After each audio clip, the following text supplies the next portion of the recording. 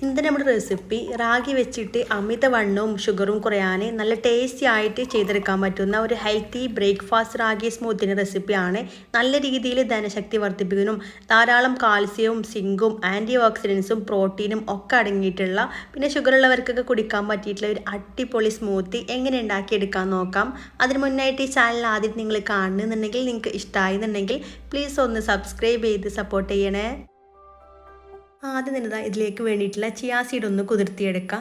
അതിനായിട്ട് ഇതൊരു കപ്പിലേക്ക് 1 table spoon chia seed ചേർത്ത് കൊടുക്കാം. നിങ്ങളുടെ കയ്യിൽ ചിയാ സീഡ് ഇല്ലാന്നുണ്ടെങ്കിൽ പകരം കസ്കസ് എടുത്താലും മതിയാകും. പക്ഷെ ഒന്നും കൂടെ ഹെൽത്ത് ബെനിഫിറ്റ് ഉള്ളത് ചിയാ സീഡിനാണ്. വെയിറ്റ് കുറയാൻ ആഗ്രഹിക്കുന്നവർക്കൊക്കെ ചിയാ സീഡ് ഡെയിലി ഭക്ഷണത്തിൽ ഉൾപ്പെടുത്തുന്നത് ഏറ്റവും നല്ലതാണ്. കൂടെ തന്നെ ഇതിലേക്ക് ഒരു 1/2 കപ്പ് വെള്ളം കൂടെ ചേർത്ത് കൊടുക്കാം. ഇതിൽ നല്ല പോലെ മിക്സ് ചെയ്ത് കൊടുത്തിട്ട് ഒരു 10 മിനിറ്റ് ഇതൊന്ന് കുതിരാനായിട്ട് മാറ്റി വെക്കാം.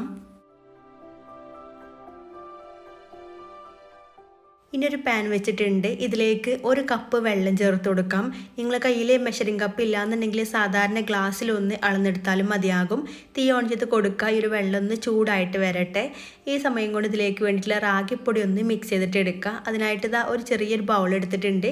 ഇതിലേക്ക് 2 ടേബിൾ സ്പൂൺ റാഗിപ്പൊടിയും കൂടെ തന്നെ ഇതിലേക്ക് ഒരു 1/4 കപ്പ് വെള്ളം കൂടെ ചേർത്തിട്ട് ഒട്ടും കട്ടയൊന്നുമില്ലാതെ നല്ല രീതിയിൽ മിക്സ് ചെയ്തിട്ട് എടുക്കാം.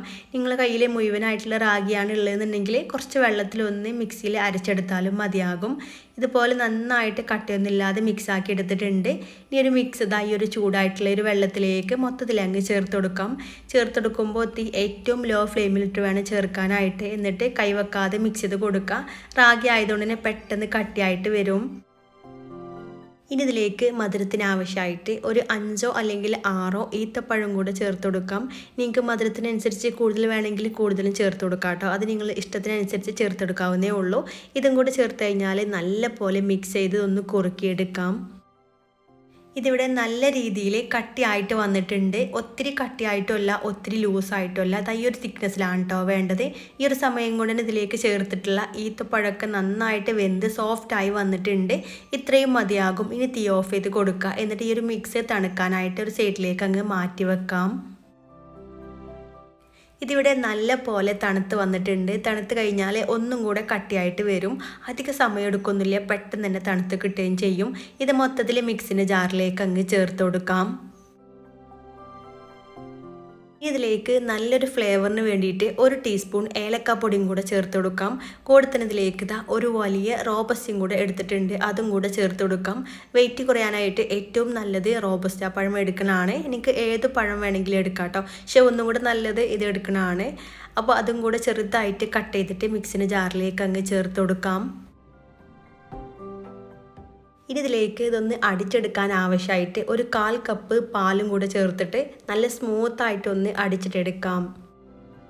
ഇതിവിടെ നല്ല സ്മൂത്തായിട്ട് അടിച്ചെടുത്തിട്ടുണ്ട്. ഇനി ഇതിലേക്ക് ബാക്കിയുള്ള ഒരു 1.25 കപ്പ് പാലും കൂടെ ചേർത്തിട്ട് ജസ്റ്റ് ഒന്ന് അടിച്ചെടുക്കുക. മൊത്തത്തിൽ ഇതിലേക്ക് 2 കപ്പ് പാലാണ് ഞാനിവിടെ എടുത്തിട്ടുള്ളത്. നിങ്ങൾക്ക് ഇത്രയും അളവിൽ വേണ്ടാന്നുണ്ടെങ്കിൽ ഒരു ഗ്ലാസ് സ്മൂത്തി മതി എന്നുണ്ടെങ്കിൽ ഒരു 1/2 കപ്പ് പാല് ചേർത്തിട്ട് അടിച്ചെടുത്താൽ മതിയാകും.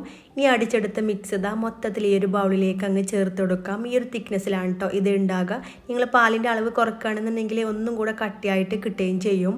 ഇതിലേക്ക് കുതിർത്തിയെടുത്തുള്ള ഒരു ചിയാ സീഡ് മൊത്തത്തിൽ അങ്ങ് ചേർത്ത് കൊടുക്കാം.